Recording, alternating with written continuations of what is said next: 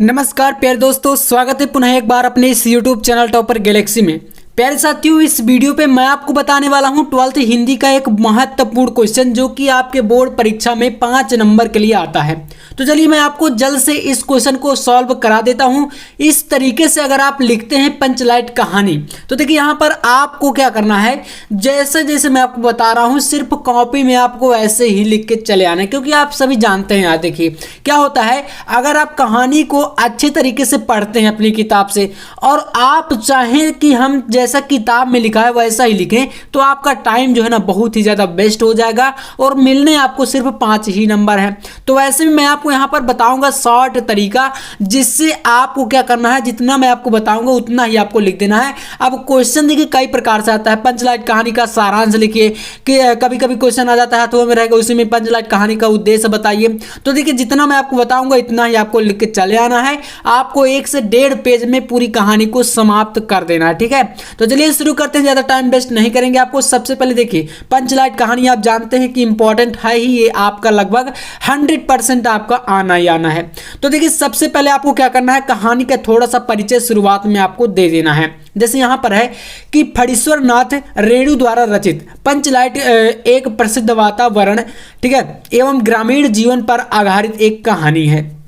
अब देखिए दोस्तों, यहाँ पर आपको जब आप लोग कहानी की शुरुआत करेंगे, चाहे आप सारांश लिख रहे हों चाहे आप उद्देश्य लिख रहे हों, आपको ये जो शुरू की लाइन में बता रहा हूँ इतना आपको जरूर लिखना है। अगर आप इतना लिख देंगे ना तो आपको यार बहुत ही अच्छे नंबर मिलेंगे, 5 में 5 नंबर मिलेंगे। एग्जामिनर समझ जाते हैं कि बच्चे ने बहुत ही अच्छा तरीके से यहाँ पर बताया है।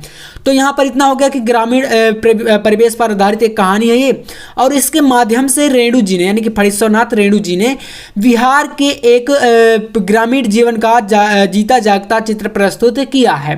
तो हमने इतना बता दिया। अब हम बात करेंगे यहाँ पर उद्देश्य की। उद्देश्य में क्या लिखना वो देखिए आप लोग। तो उद्देश्य में यार आपको शॉर्ट में मैं बताऊंगा, देखिए ध्यान दीजिएगा। यहाँ पर अगर मैं आपको पूरी कहानी लिखकर बताने लगूं और आप उतना लिखेंगे भी नहीं, क्योंकि बहुत टाइम लगेगा। मैं आपको यहाँ पर टाइम की बचत कर बता रहा हूँ तरीका, ठीक है। तो यहाँ पर लिखना है आपको, शॉर्ट में चीज़ों को बताना है कि गाँव के महतो टोली द्वारा रामनवमी के मेले में पेट्रोमैक्स खरीदा गया, जिसे वे पंचलाइट कहकर पुकारते थे, ठीक है। शाम को कीर्तन मंडली का आयोजन हुआ। सभी ने सोचा अब पंचलाइट को जलाते हैं, ठीक है। आप समझ गए ना कि रामनवमी का मेला था और गांव के जो महतो टोली का मतलब वहां पर एक ग्रुप था लोगों का, उसको जो है कह सकते हैं कि महतो टोली के नाम से जाना जाता था। उन्होंने रामनवमी के मेले पर क्या खरीदा, पेट्रोमैक्स, यानी कि जिसे पंचलाइट बोलते हैं, जिसे आज की भाषा में अगर आप बोले तो लालटेन आप जानते होंगे, ठीक है। तो उन्होंने उसे खरीदा। अब पंचलाइट का जो है उसको कहकर वो पुकारते थे। फिर इसके बाद शाम को कीर्तन मंडली का आयोजन हुआ, उन्होंने ही अपने टोली में किया और सभी ने सोचा कि अब पंचलाइट को जलाते हैं। पर यह पता चला कि महतो टोली में से कोई भी, ठीक है, वहाँ के जितने भी उस टोली में, उस ग्रुप में जितने भी लोग थे, उनमें से कोई भी पंचलाइट जलाना नहीं जानता था। अब भैया नई मुसीबत तैयार हो गई कि आपने खरीद तो लिया लेकिन उसे यूज करने का तरीका आपको नहीं आ रहा। तो अब ये कह सकते हैं नई मुसीबत है ना। अब इसको शॉर्ट में बताने के लिए देखिए मैंने सारी चीज़ें यहाँ पर शॉर्ट में लिया है, आप समझ सकते हैं, और इससे टाइम की बचत होगी। और यार नंबर की बात करें तो नंबर आपको पूरे मिलेंगे, टेंशन नहीं लेना आपको। अब देखिए इसके बाद जलाना नहीं जानता था, अब नई मुसीबत तैयार हुई। उन्होंने सोचा दूसरी टोली के लोग अगर उनको जो है ताना कसेंगे, मतलब अगर उनको पता चला कि ये जो है जलाना नहीं जानते, खरीद लिए, तो क्या होता है, एक प्रकार से उनको ताना कसेंगे, यानी उनका मजाक उड़ाएंगे, ठीक है, आप कह सकते हैं ऐसा। तो उन्होंने ये सोचा, अतः उन्होंने उनसे मदद लेना उचित नहीं समझा, मतलब उन्होंने मदद नहीं मांगी दूसरी टोली के लोगों से। उसी समाज की एक लड़की जिसका नाम था मुनरी, ठीक है, उसका जो है गोधन नाम का एक प्रेमी था जो पंचलाइट जलाना जानता था, ठीक है। जो महतो टोली के व्यक्ति थे उन्हीं के समाज से एक लड़की थी जिसका नाम मुनरी था और उसका एक प्रेमी था जिसका नाम था गोधन। और गोधन क्या था, पंचलाइट जलाना जानता था, लेकिन उसे समाज से बहिष्कृत कर दिया गया था।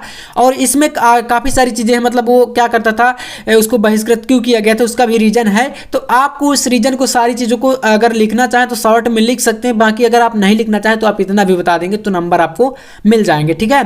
अब देखिए क्या हुआ, तभी मुनरी ने क्या कहा, अपनी सहेली कनेली को बताती है कि गोधन जो है पंचलाइट जलाना जानता है, इसकी जानकारी कनेली को देती है।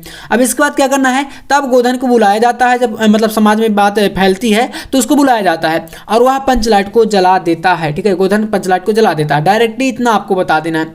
इसके बाद देखिए क्या करना है, देखिए इसके बाद है आपका यहाँ पर कि उसे समाज में सम्मान की नज़र से देखा जाने लगता है तथा स्वीकार कर लिया जाता है। जब वो पंच लाइट को जला देता है तो उसे समाज में स्वीकार कर लिया जाता है। फिर इसके बाद है दोस्तों यहाँ पर आपको लास्ट की जो लाइन देखिए, मैंने बताया कि यार कहानी लिखने का तरीका है कि शुरू की जो लाइन आपको बताया हूँ और लास्ट की ये लाइन, बीच में आप अपनी स्टोरी को अपने हिसाब से ढाल सकते हैं। जो आपको याद है वही आप लिख देंगे, कोई दिक्कत नहीं, लेकिन हाँ शुरू की और लास्ट की लाइनें आपको याद रखना पड़ेगा। अब देखिए यहाँ पर लास्ट में क्या बताना है, कहानी का उद्देश्य ग्रामीण समाज की अशिक्षा, अज्ञानता, अंधविश्वास, रूढ़िवादिता आदि का चित्र पाठकों के सामने प्रस्तुत करना है। फणीश्वर नाथ रेणु जी ग्रामीण परिवेश के खोखलेपन को उजागर करते हैं, यही कहानी का मुख्य उद्देश्य है। ठीक है, मतलब समाज में किस प्रकार से शिक्षा फैली थी या पुराने टाइम की बात करी गई है ना, तो इस प्रकार से ये इसका मुख्य उद्देश्य था। तो यार इतना आपको लिख देना है, आप 2 पेज में कहानी को पूरा समाप्त कर दीजिए, पूरा 5 में 5 नंबर आपको मिलेगा। ज़्यादा टाइम आपको वहां पर नहीं लगाना, क्योंकि और भी कई सारे क्वेश्चन होते हैं और अगर आप इतना एक ही क्वेश्चन में करते रहेंगे तो आपका टाइम वहां पर थोड़ा सा नहीं बचेगा। तो चलिए यार उम्मीद करूंगा कि आपको वीडियो पसंद आया होगा, पसंद है तो थोड़ा सा लाइक यार आप करते रहिए करिए, और हाँ दोस्तों के साथ शेयर कर दीजिए। ऐसे इंपॉर्टेंट वीडियो पाने के लिए चैनल को भी सब्सक्राइब कर लीजिए, और बाकी आपको किस टॉपिक पर वीडियो चाहिए कमेंट में आप जरूर बताइएगा। चलिए मिलता है नेक्स्ट वीडियो में, तब तक के लिए जय हिंद, वंदे मातरम।